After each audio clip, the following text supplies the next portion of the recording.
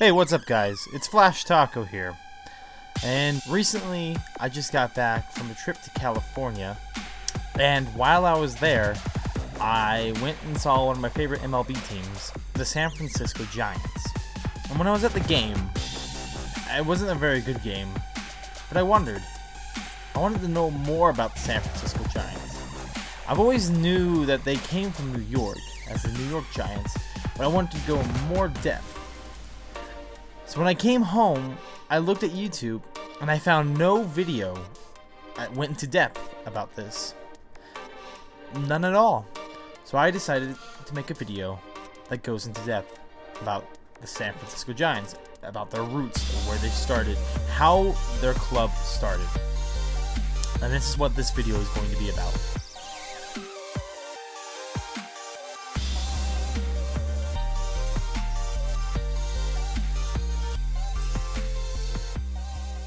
So now we have to go back in time to 1876. In Upper Manhattan in New York City, where it all began with the New York Gothams. The Gothams began as a secondary baseball club founded by millionaire tobacconist John B. Day and veteran amateur baseball player Jim Matre. At this time, half of the original Gotham players were members of the disbanded Troy Trojans in Upper State New York. The Gothams called their home stadium the Polo Grounds, a name that stuck around with the Giants along with their many moves throughout New York City. The Gothams in 1883 entered the National League 7 years after its formation in 1876, in which the Giants took the place of the Troy Trojans in the National Leagues, while the Metropolitans, John B. Day's first club, were initially the more successful club after they won the 1884 Double-A championship. As a result of the success the Metropolitans had, Day and Matre began to move star players from the Metropolitans to the Gothams, which improved the Gothams' fortunes but hurt the Metropolitans.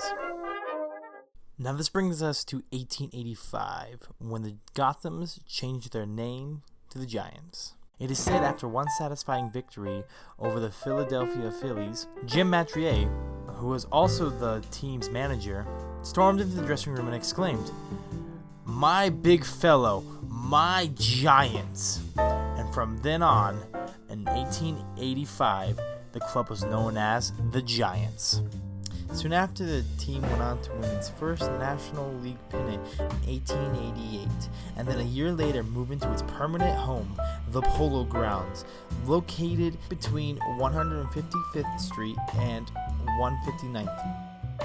In 1890, John Day sold the Giants franchise to Edward Tulcott. And as a condition of the sale, Day had to fire Matre as manager.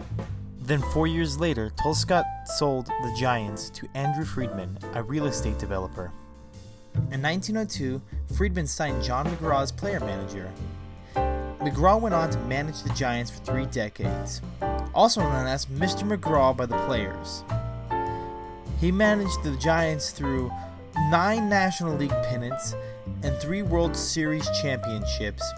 McGraw's chapter closed in 1932, handing the Giants off to Bill Terry in 1933.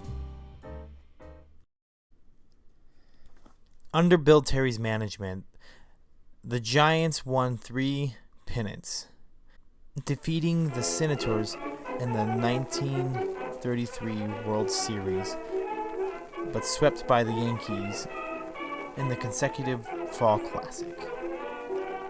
After 10 years, Terry gave up management position in 1942. The war years proved difficult for the Giants. Midway during the 1948 season, Brooklyn Dodgers' Leo Durocher left as Dodgers skipper to manage the Giants. He enjoyed perhaps his greatest success with the Giants, and quite possibly a measure of sweet revenge against the Dodgers as the Giants won the 1951 National League pennant in the playoffs against the Brooklyn Dodgers. with Bobby Thompson's historic game-winning shot heard around the world home run. Down the line in third, not taking any chance. Locked in without too big of a lead in second, but he'll be running like the wind if Thompson hits one. Bracker throws. There's a left side. I tell me, I believe. The Giants won the pennant. The Giants won the pennant. The Giants. The 50s held many good years for the Giants and had lots of memories, like the time when Willie Mays made the catch, a dramatic over-the-shoulder catch of a fly ball, in the 1954 World Series at the Polo Grounds against the Cleveland Indians, where the underdog Giants went to sweep the series in 4 straight, despite the Indians' American League 111-43 regular season. The 1954 World Series title would be their last appearance in the World Series as the New York Giants. Then came the time that no New Yorker wanted to see. 1957, the last season of the New York Giants. After several months of the Dodgers looking to move to the West Coast, but were told they couldn't unless a secondary team moves with them, the Giants decided they were going to move too. With the crumbling Polo Grounds, with a board vote 8-1, the New York Giants decided to leave New York for San Francisco to become the San Francisco Giants, playing one last season in New York. In September 1957, the last game at the Polo Grounds was played. The Giants lost 8-1. After the loss, the crowd got angry, took to the field, and tried to chase the players down. The players ran to the clubhouse for safety. After the crowd realized they couldn't get a hold of the players, they took to the field and started destroying it. Some of the crowd up in the stands started chanting songs about hanging the manager. That day marked the end for the Giant era in New York. The era of stars like Willie Mays.